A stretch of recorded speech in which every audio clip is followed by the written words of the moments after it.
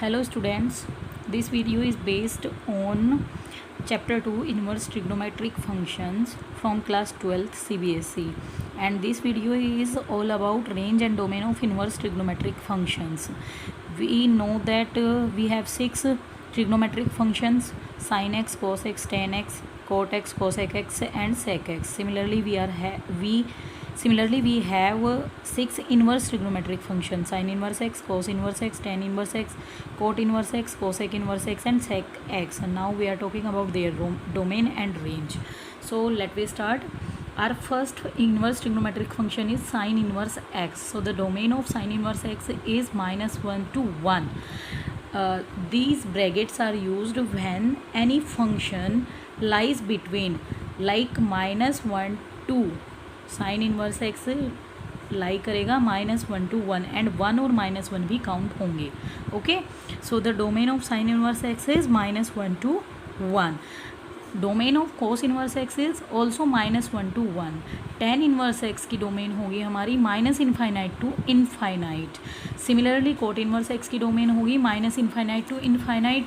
Cos inverse x की domain होगी हमारी -∞ to -1 union +1 to infinite. Similarly sec inverse x की हमारी डोमेन भी वही होगी जो हमारी कॉसेक इन्वर्स की थी. ओके, बिकॉज ये सब आपस में इंटरलेट करते हैं. कॉसेक इन्वर्स एक्स किसके अपोजिट होता है, किसके रेसिप्रोकल होता है, साइन इन्वर्स एक्स के, तो उसी को माइनस कर दिया हमने -∞ to infinite. Okay, now let we talk about the range. देखिए, साइन इन्वर्स एक्स की डोमेन होगी -1 to 1.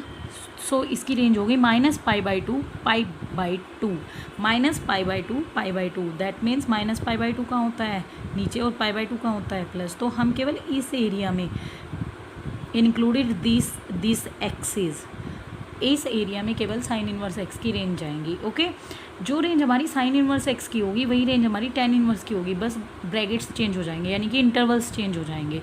यहाँ पे हमारे क्लोज्ड इंटरवल थे और यहाँ पे हमारे ओपन इंटरवल्स हो जाएंगे.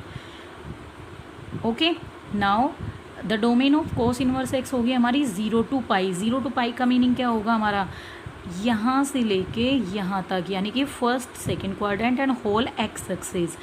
जो रेंज हमारी कोस इन्वर्स एक्स की है वही रेंज हमारी कोट इन्वर्स एक्स की होगी, बट इंटरवल्स चेंज हो जाएंगे. कोस इन्वर्स एक्स में इंटरवल क्लोज थे और कोट इन्वर्स एक्स में इंटरवल्स हमारे ओपन इंटरवल्स होंगे. सिमिलरली कोसेक इन्वर्स एक्स की रेंज हमारी वही होगी जो साइन इन्वर्स एक्स की थी, बट हम उसमें से -0 को माइनस करेंगे, बिकॉज कोसेक 0 की वैल्यू कितनी होती है हमारी इनफाइनाइट. सिमिलरली हमारी सेक इन्वर्स एक्स की रेंज वही होगी जो हमारी कोस की रेंज थी, बट उसमें से हम π/2 को माइनस करेंगे, बिकॉज सेक इन्वर्स π/2 की वैल्यू हमारी इनफाइनाइट हो जाएगी और वहाँ पे फंक्शन फिर डिफाइन नहीं हो पाएगा. So these are the domain and range. अब इसी को अगर मैं डायग्रामेटिकली यानी कि क्वाड्रेंट में इसको एक्सप्लेन करूँगी तो इसको कैसे एक्सप्लेन करेंगे. ये हमारे पास है 4 क्वाड्रेंट हमने ड्रॉ कर लिए. ठीक है, तो देखिए फर्स्ट और सेकेंड क्वाड्रेंट में किस किस की रेंज आती है. फर्स्ट और सेकेंड क्वाड्रेंट में, sorry fourth and first quadrant में. फोर्थ एंड फर्स्ट क्वाड्रेंट में हमारे 3 फंक्शन आएंगे: sine inverse x, tan inverse x and cosec inverse x.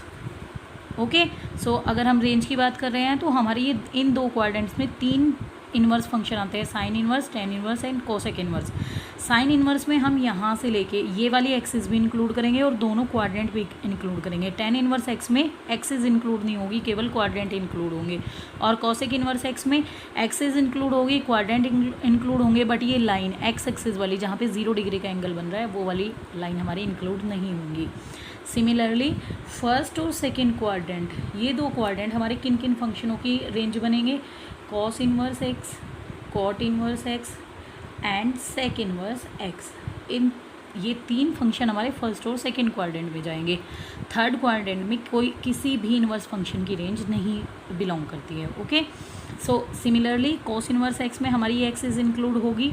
Cot inverse x में क्वाड्रेंट तो फर्स्ट एंड सेकेंड ही रहेंगे, लेकिन हमारी एक्स एक्सिस इंक्लूड नहीं होंगी. एंड सेक इन्वर्स एक्स में हमारी एक्स एक्सिस इंक्लूड होंगी, फर्स्ट और सेकेंड क्वाड्रेंट इंक्लूड होगा, बट दिस लाइन जहाँ पे हमारा एंगल π/2 जा रहा है वो वाला हम इंक्लूड नहीं करेंगे उसकी रेंज में.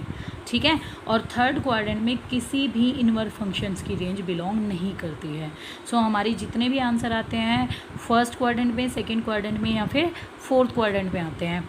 अब हम इन्हीं क्वाड्रेंट्स में एंगल को रिप्रेजेंट करते हैं. अगर थीटा अगर हमारी वैल्यू पॉजिटिव आ रही है तो हमारा एंगल होगा फर्स्ट क्वाड्रेंट में, और उसको किससे रिप्रेजेंट करेंगे, थीटा से।